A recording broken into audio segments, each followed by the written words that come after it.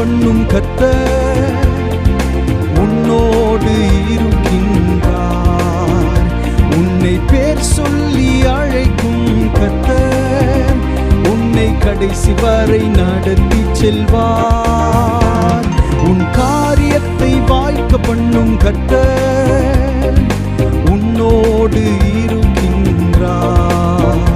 உன்னை பேர் சொல்லி அழைக்கும் கர்த்தர் உன்னை கடைசி வரை நடத்தி செல்வார்.